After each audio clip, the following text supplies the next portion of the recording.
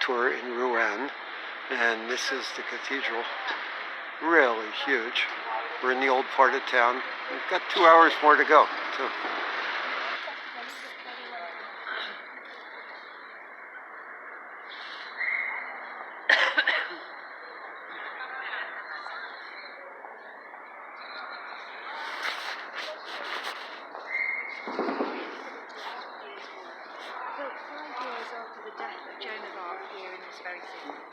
Joan of Arc wasn't burnt here, she was burnt further into the town, and we'll find that place right at the end of the video.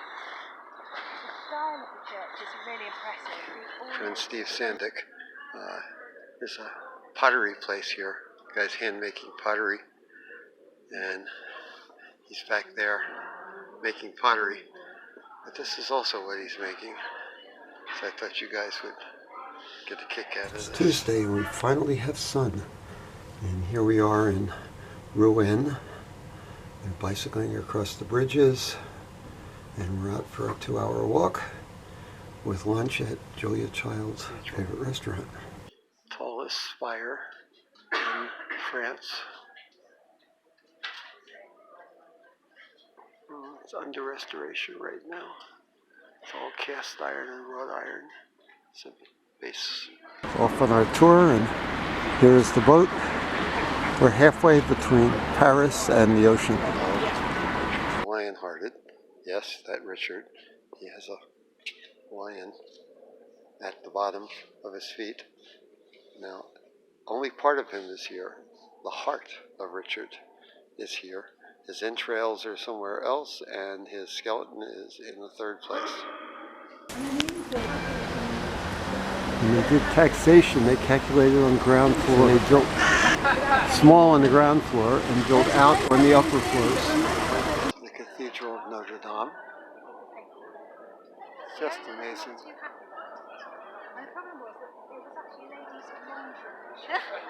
And all the fresh air being circulated. And eventually the streets got very fettered. And as a result, when the plague came through, it killed 1/3 of the population because the streets weren't aerated and they couldn't dry out again. And that was the moment after the plague they decided to ban these step buildings in favour of the ones we saw further down the street. The vertically faced ones with all the timbers one above each other opened up the streets at the top and let the fresh air down. So as we walk around the city today, you can see what buildings date from around about just before the 16th century and the ones that date from just after, based on the Studio painted 28 versions of the cathedral, which was across here.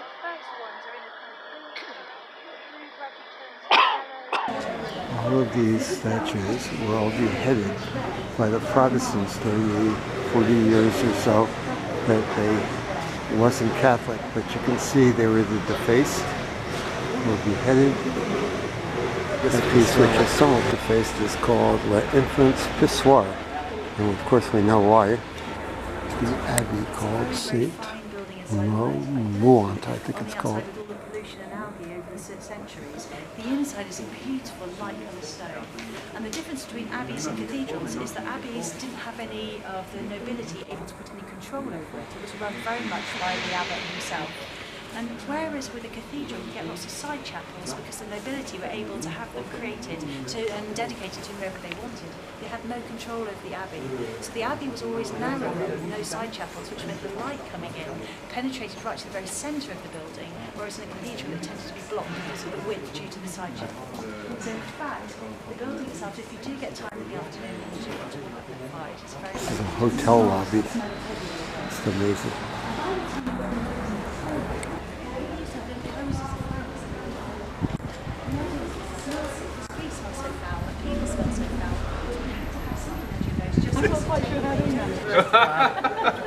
So that's all made here?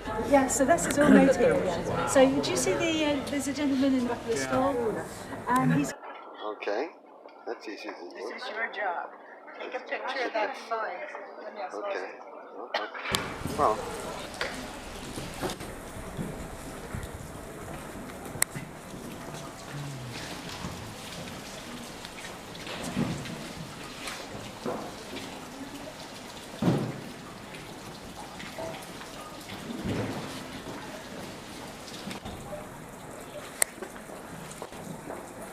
Now we're going into the cathedral. The first building we saw was not a cathedral.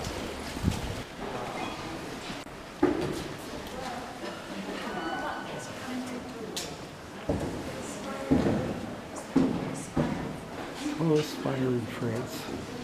151 meters all the way to the top. Wrought iron and cast iron.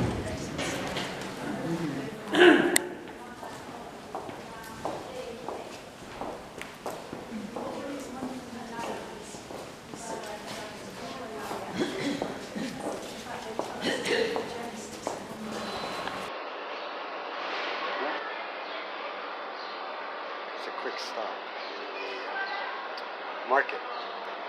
See cheeses, all kinds of cheeses. Pastries. Really big, fairly dark in here. Not exactly colorful. It's actually older and larger than the one in Paris. We go back to the 3rd century. There was no religious woman here at all.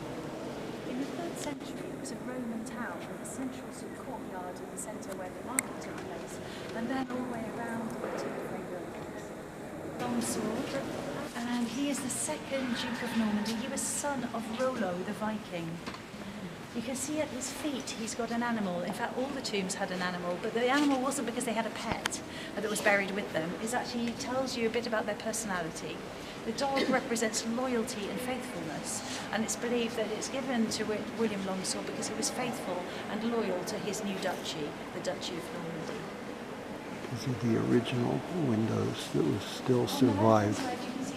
But the glass ones up there were removed because they wanted to save them from the bombing.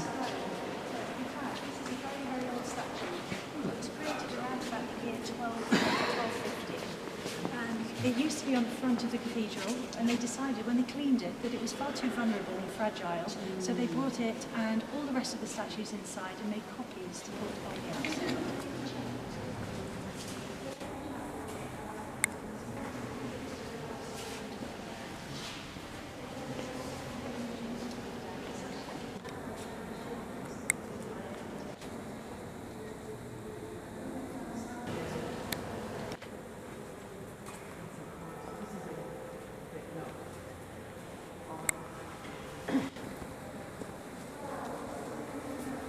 This is the tomb of Richard the Wineheart.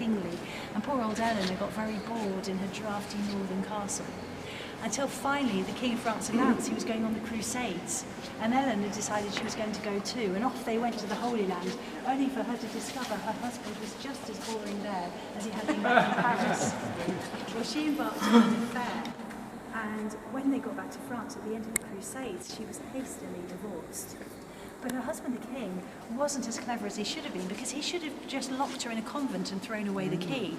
But instead, he let her go, and she went and fell straight into the arms of the Duke of Normandy. The Duke of Normandy became the King of England, and within the space of a couple of months, Eleanor of Aquitaine went from being Queen of France to Queen of England. She took all of her territory with her, making England incredibly powerful, and then she went on to have 8 children. Well, Richard was the 3rd son, and he spent his entire life in battle over territory with his own father and his own brothers. And eventually, after the death of all of them, he became King of England in his own turn for 10 years. We're going to a modern stained glass, and it's dedicated to Joan of Arc. Those famous trousers that got her condemned to the London.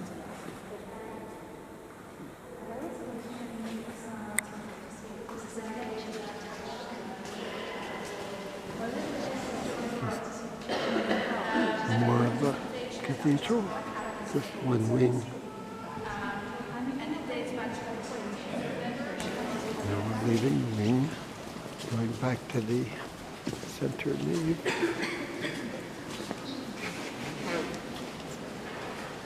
One wing.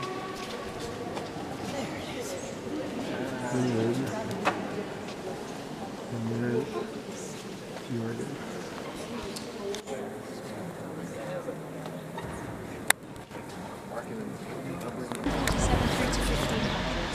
And the most detailed part of the central door is the last bit to be done. cracking had started appearing on the front facade of the cathedral, so they reworked the front facade with that incredibly ornate the tower on the right-hand side. For anyone that comes from, is there anyone that comes from Chicago? No one? Yeah. Oh, there is someone. You might recognise the very top of the tower on the right. It looks a little bit like the Chicago Tribune. And in fact, the architects from the Chicago Tribune were inspired by this cathedral, and if you were to go to the Tribune Tower and go into the basement, you'll find one piece of stone from this cathedral is laid out in the basement with from Rouen Butter Tower actually written on it. And then the appeal went through to Justice the king, the legal system building for the travelled city. from one city to the other needed to have a permanent base.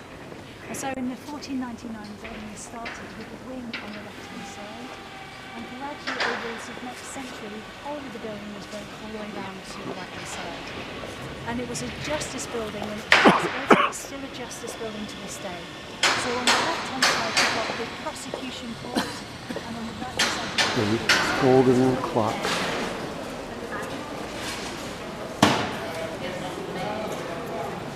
Cathedral is street. 40. Yeah. Within 2 minutes, yeah. Really? That's quite cool.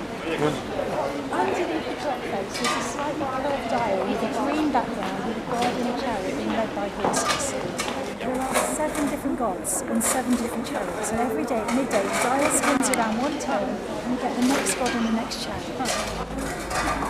Well, each different god represents a different day of the week, but the problem was that they couldn't change the day of the week at midnight. Because, I mean, it was a magical clock. They couldn't possibly have it all working when everyone was asleep in bed. And in the Middle Ages, of course, no one was up at night time because there was no electric lighting, nothing to do.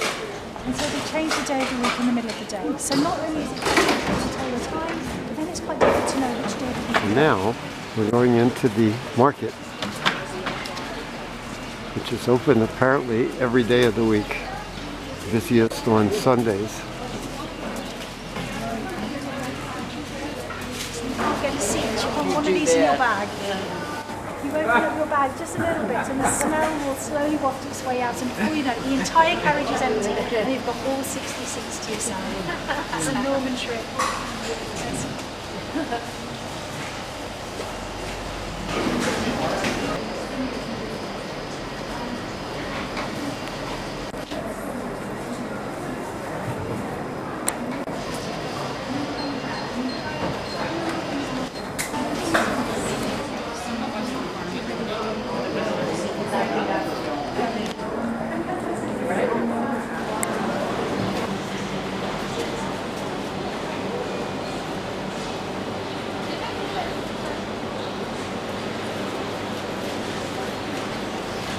Church of Joan of Arc. We're going to go inside. The marker is where the stake was for when Joan of Arc was killed. Now, so we can't come in. We can come back later this afternoon. A piece of stained glass windows were taken from the big church. Saved.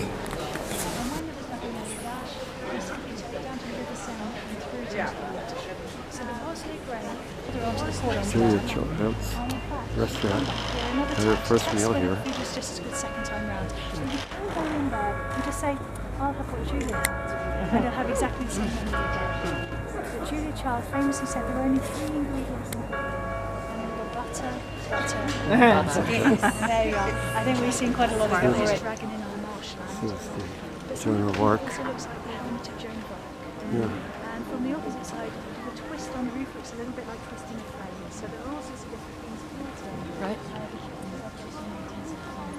1979, actually. 16th century West. Well, there we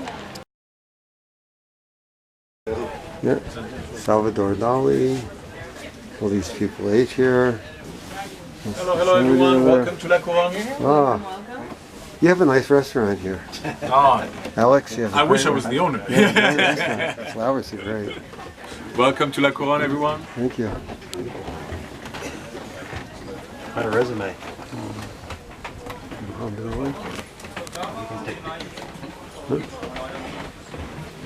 Enjoy your lunch. Bon appetit.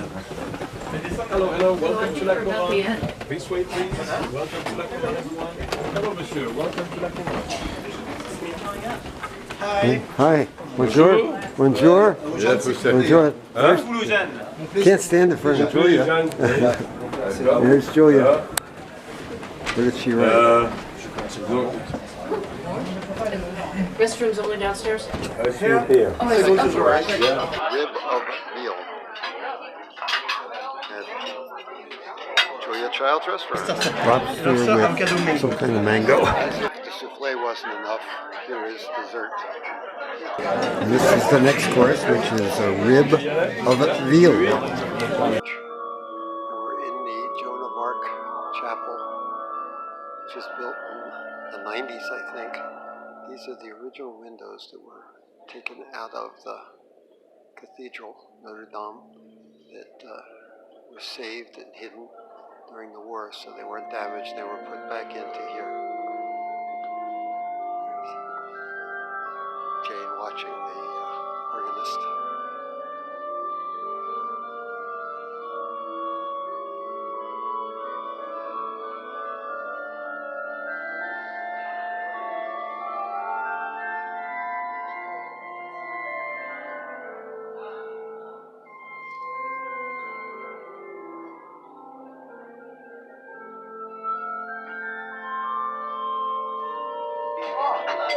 The souffle.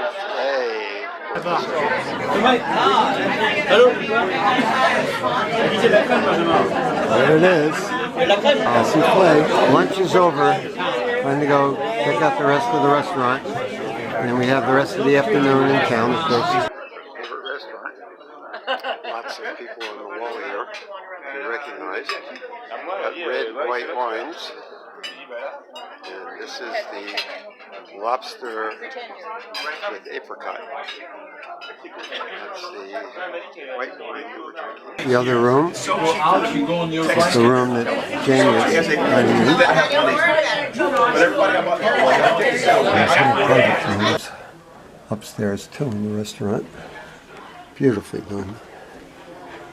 There's another one overlooking the street. And one more. This is the top floor. Yep. There's Julia. After lunch, we came back to the Joan of Arc church. These are the windows that were taken out of the cathedral before the war and hidden and put back into this modern church, which looks like a reptile from the outside. There was a mass here before, so we couldn't come.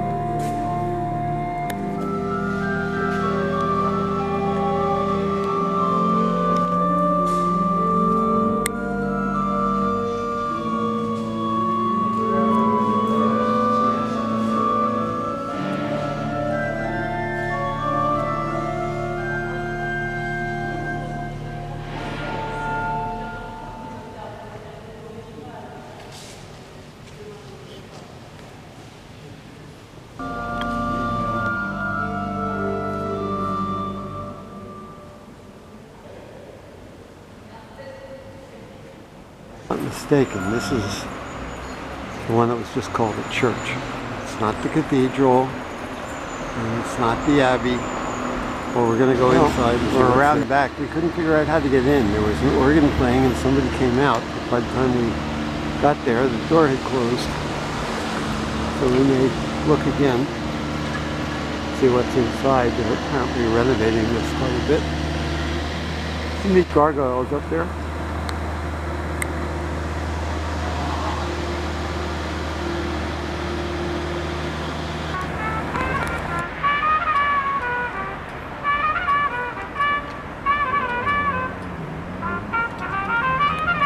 And now I'm off for a bike ride.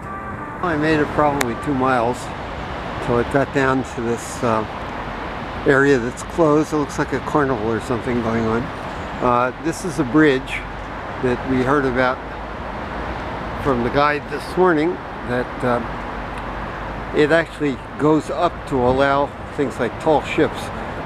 They built this so that tall ships could come through every 3 or 4 years, but it costs about $10,000 every time the ship needs to go through. And to point that out, they can only go that far, which is where the next bridge is, and there's no way that any tall ship can go underneath that. So that settles that. Okay, I'm going to head back on the bike path and go back to the boat and check off the bike ride for today. At least it was sunny, a bit cold, 54. Excuse me, still have my cough. And tomorrow it's supposed to rain, but we'll be in museums 45 at night. I'm going to go see people drinking at a cafe, seeing them. No real time to stop and have a cafe drink, however. Didn't get the same kind of publicity, or today they're forgotten, because the emphasis has been creating this polemic and not looking at the whole spectrum of what was being painted. And I've always objected to this because I am an art historian, and I started with the Renaissance and then specialized in the 19th century, and one of the things that I studied is studio techniques and the transmission of techniques from father to son-in-law, from family to academy, from country to country. That was a painting in 1832 of the Cathedral by Turner, It's the British February, painter. it's cold, it's miserable. He plants himself at the far corner of the top of the street, of the street of Saint-Romain, and the street behind the cathedral. And he does painting, cold and miserable, right?